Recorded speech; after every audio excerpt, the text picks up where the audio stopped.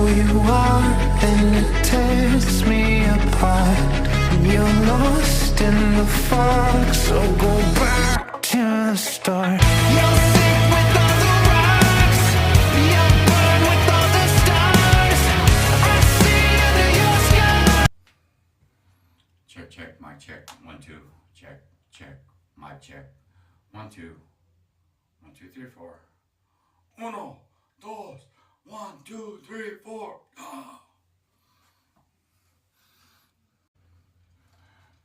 So hi, let me introduce myself. My name is Ricardo Sanchez. Yes, I am Mexican. I am a white Mexican, Spaniard, Irishman. Oh, you're a little dazed and confused.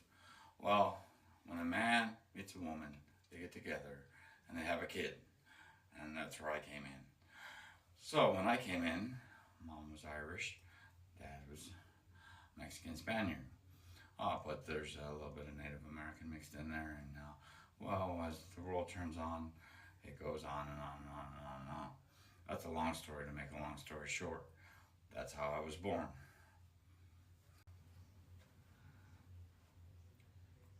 So after I was born, and named Ricardo Sanchez, I was sent to the doctor's office. So, like Mom was sent to the doctor's office, I guess I was born in the doctor's office, or somewhere around that line of thinking, in a hospital somewhere. Anyways, the doctor, his name was Dr. Ricardo. Can't remember his first name. Anyways, that was Dr. Ricardo. Anyways, between me and the doctor, we got our names a little mixed up. Mom and Dad debated about calling me Richard, Ricardo, Little Ricky, all sorts of great stuff. Yes, that's me. Ricardo, Ricky, Ricardo, Sanchez. So, somehow, in the ER, instead of spelling R-I-C-A-R-D-O, they spelled R-I-C-H-A-R-D-O. Well, that was kind of a long story about birth. Yes, and my name. Okay, so here's a little bit about Mom. Mom's mom. Okay, no pun intended. Mom's mom. Anyways, Mom's parents owned a small store, and Grandpa, well, he came out of a manager position called at Montgomery Ward's. And everybody remember the old Montgomery Ward store, the nickel and dime store? Well, anyways, Grandpa got a little clever, came out of the military, and he bought a small franchise store called Western Auto. It wasn't part of Kmart or Sears at the time, but it was when it closed up. Anyways, not his store, but the whole chain of stores. So, Mom's mom. Anyways, Mom would spend Dad's money. Yes, she would spend Dad's money. Dad was a trucker. So, he drove interstate, highway. In other words, he travels from one state to another, to another, to another, and picks up loads and drops them off at various places throughout another state, or maybe in intrastate, which is inside a state. So that's how it's kind of explained to me. It works like the internet, okay? Or your computer. Your computer has a hard drive, and your hard drive is local. But the internet broadens your view. So, interstate, intrastate, local hard drive, broadband internet. So, okay. So, Mom, what she did, she was a store clerk at Western Auto for Grandpa. No, she never took any money out of the cash register. That $5 for the milk and the cigarettes for a colicky kid, me, Ricardo, or Richardo. Anyways, Ricardo, little Ricky, was a colicky kid. So that's what Mom did. She raised me on the side. She ran the trucking business a little bit. and she shared responsibility in between jobs with my aunt. Now, Dad was the fun guy. He was the trucker that was always gone. So, you know, when he pulled out the belt and Uncle Junior came around the corner with the shovel, you knew you were in trouble. I don't know why Uncle Junior would always come around the corner with a shovel, but it felt like a bad thing. I mean, if I could ever express the horrifying thing from a little kid, is Uncle Junior always with a shovel. Uncle Junior was a farmer. Dad was a trucker. So I never associated the two and two together till he passed away. You know, God bless Uncle Junior. But anyways, you know, as the story goes, Dad was a trucker. He was a fun guy. So when he went off on all these little kind of business ventures, he would bring a little toy back or something like that from one of these companies that would give him something to express their appreciation, or the tax thing, or, you know, all those little stories go with the business card, all that great stuff. You know, so Dad would bring it to me and I'd look it over, front and back, play with it, do all the stuff. My favorite thing was Legos, and for Mom it was Care Bears. So Western Auto, when it became a division of Sears Roebuck and Company, I got all the Care Bears. I had to learn to care. But anyways, Mom was a good person. I was a colicky kid, so I cried a lot. Colic means I grew yeast infections in my throat as a little kid. Mom said I was born with a piece of poop lodged in my mouth somewhere, and it took several antibiotic treatments to cure the factor, but I'm still asthmatic, still grow yeast in my throat, and that's me. For the medical side, a little bit. So Mom wasn't a real big smoker. She had a couple of cigarettes and would sit outside while I cried with my $5 stolen bottle of, or a gallon of milk, and you know, sit there and kind of cry. Mom was a pretty good-hearted person. She was actually the one you could run to, tuck your head underneath your arm, and sit there and peek to see if Uncle Junior was still standing there with the shovel. That was Mom. So she's kind of the protector of the thing. Dad wasn't real hard either. He never really pulled out the belt a whole lot, but when he pulled it out, you kind of knew you were in trouble. That was Dad. So, but he was the fun guy. So he ran off on one of his ventures, bought a truck, and he's been driving a truck ever since. He's been in and out of the post office. He actually works for the post office as a private contractor now. He doesn't do all the material loads like that. Most of it's paperweight, boxes, you know, goods like that. So paperweight is the little envelope letters or cards that you get at the post office. I was going to show you one. I don't have any. And some of the Christmas gifts and gifts that you receive, and stuff like that. But that's what Dad does. For a while, he hauled just nothing but priority mail. Anybody in the adult industry, yes, you as an adult that knows priority mail, or younger generation that knows what priority mail is, that's what he did for a while. He's been through a couple different companies. D&E Mail Contracting out of Canyon City, Colorado, shut down. And then he worked for Beco out of North Carolina, South Carolina area, and now he works for Tin Roads and Trucking. He's almost 70. He's like 68 right now, 67, 68. So he's got another year for retirement that way. But he'll probably end up retiring from the post office. And he's been doing it probably a good 30 years. I'm 44 myself. So he did work for Grandpa for a little while. That was a loving relationship, working for your in-laws. So Grandpa was a military man, like I said. He did airdropping, bomb dropping from airplanes. He would sight out a site, and they would drop bombs when he was in the military. And he took all that together, worked a little bit more. He had 6 or 7 kids, so that was kind of a struggle. During the World War II era, just kidding, Korea era, stuff like that. So around those times, he wasn't really a World War II veteran, but he probably remembers a little bit about it. He would have been old enough. He passed away at 93, 94 years old. So he just recently passed away a couple of years ago.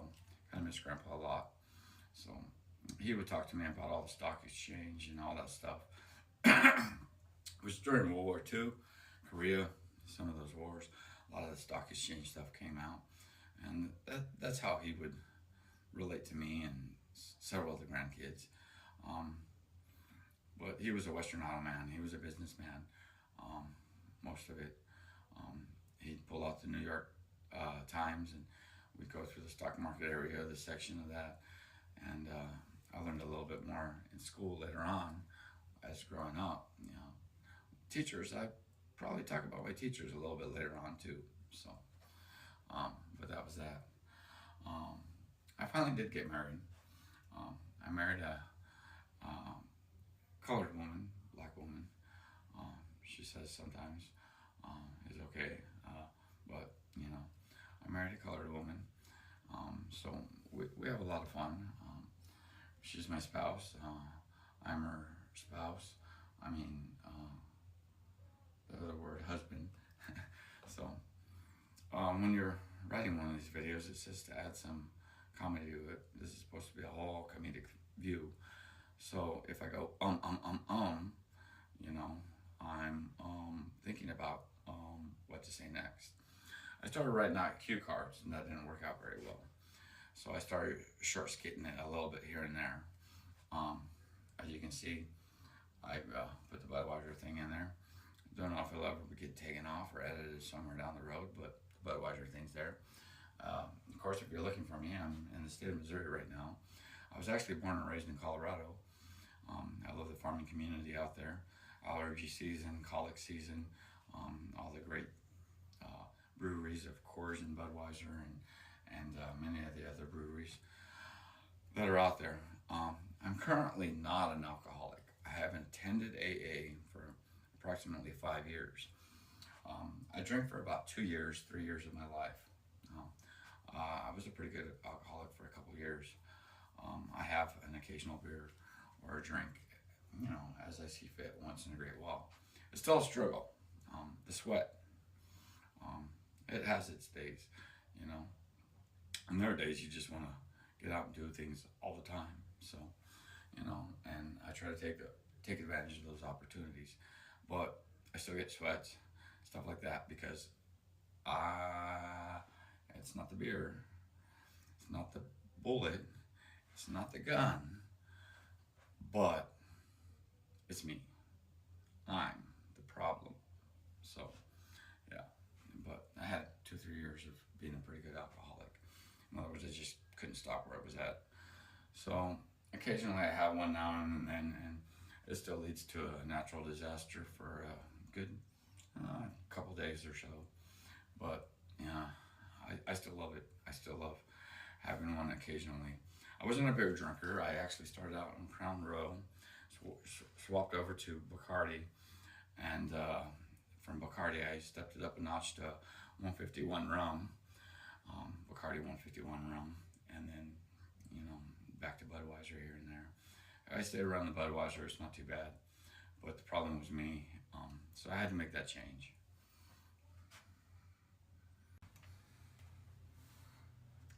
So me, I actually entered the Navy. I was in the Navy for about 5 years.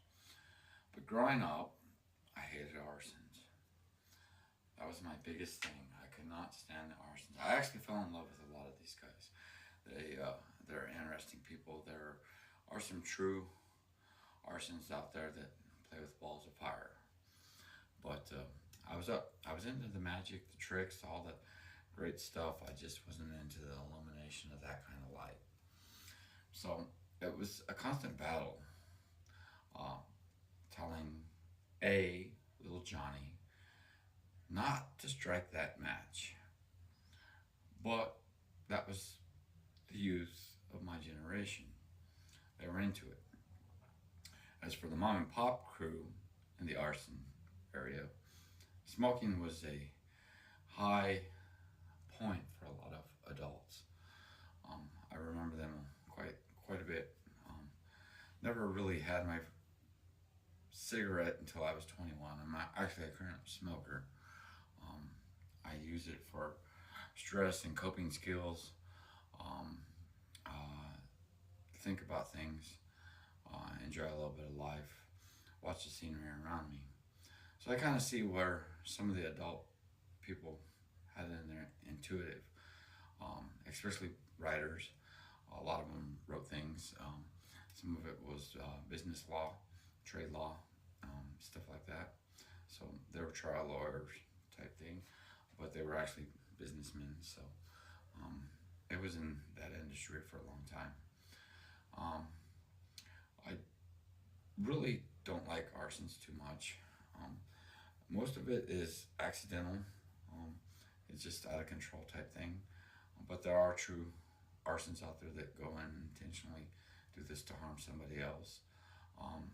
The gas trick, the and where you light a ball of fire out of your butt. That was the most interesting thing I ever smelled in life, but it was. I was a young junior firefighter for a long time. I hung out with that crew. There were a couple smokers there too in the adult crew. I never understood arsons. The firefighting crew that are arsons are go out there and they light a big old long pole on fire and they burn some weeds around and stuff like that to keep the fire from actually being enriched during certain areas, especially around city areas or areas that are populated. So there are arsons that go out there and intentionally light fire in the firefighting crew. It's a pretty good job. It can pay. It can be a volunteer too. So, but like I said, I didn't like arsons too much. I stayed on the junior firefighting league for that intention. I actually went out to the Navy and became a pyrotechnic technician. Pyrotechnic technician. What's that? Arson. Yes. I went and joined a crew that was full of arsons. Now, my job was pretty simple. I construct this little seat, put it all together, and it comes in, little parts. Put it all together, and I put it in the aircraft, and it's a place for a pilot to sit. So when I get around my arson crew, or the people that do trick magic and different things, they said, well, how does it feel to be a pyrotechnic? I said, this is the most boring fucking job I've ever had.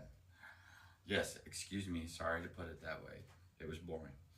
We don't get to light that many little explosives off for the ejection seat, part of the pyrotechnic field. So they come up every 365 or 66 days or 380 days, 390 days, something like that. But they come up, around a year or so, and they go through some testing and they experiment with a couple seats here and there. I worked in the S3 Bravos. The last S3 actually went out to NASA, and then the F-18 community on ejection seat wise. So I didn't get to see a whole lot of that. I worked the maintenance level of it. I didn't work the depot level that much. I didn't work for Indian Head too much anyways. Indian Head is one of the big companies out there that does this for Martin Baker, a company that I work for too. And they do set some of these off, experiment with them to see if they can extend the life of it, if it needs to be replaced, if there needs to be an upgrade, yada, yada, yada. It's like your computer, your cell phone, your internet. Eventually it needs repair or an upgrade. But I did work pyrotechnic.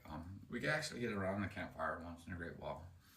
and we light a little fire and roast hot dogs and have s'mores, I guess. A little bit of chocolate and marshmallows on it, crammed in between a graham cracker. Cook some burgers, some eggs in the morning, stuff like that. Oh no, I still hate arsons, but you know, my belly's loving it. So, ba-dum-bum-bum-bum. So I'm gonna end the clip talking about my wife. I met my wife in the Navy. She's a supply clerk. She orders all these great nifty things, and we put them in aircraft or on a ship or whatever in the Navy. So that's what she does. She's a pretty good person when she wants to be. She's a pretty dedicated hard worker. She does a lot of cleaning around the house, so that's dedication for me, you know. Unintentional devotion to duty. So I'll just end it with there. Her name's Melissa. You see her, give her a wave once in a great while. You see me, give me a wave. I wave back. I'm not trying to wax on, wax off. My last duty station was Japan. I love the people there in Japan. They're great people to me. I've seen Hong Kong. My wife's seen most of Europe or periodic parts of Europe. I did the Asian tour. We actually met up on the East Coast. I finished up on the West Coast, and I abundantly resigned and signed off. But I left the Navy at the very end. She did 7 years, I did 5 years. It was a great tour. It was a great learning experience, probably for both of us. We still experienced a little bit of PTSD, a few things here and there. It is kind of a rough life here and there. We experienced a little bit of war in our naval career. A lot of long hours and a lot of experience there. So I'll end it for now. My wife's Melissa, I'm Ricardo. We have a son named Devin. He is what he is. He's a mechanic too. So it's great to have him around once in a great while. Everybody needs a tire change once in a great while. Gosh darn those roads, you know. You get to you once in a great while. It's good to have somebody to change a tire. Didn't fall too far from his dad, his grandpa, and his great-grandpa. They all were in the mechanic field of Western Auto, of course, which grandpa's line of work.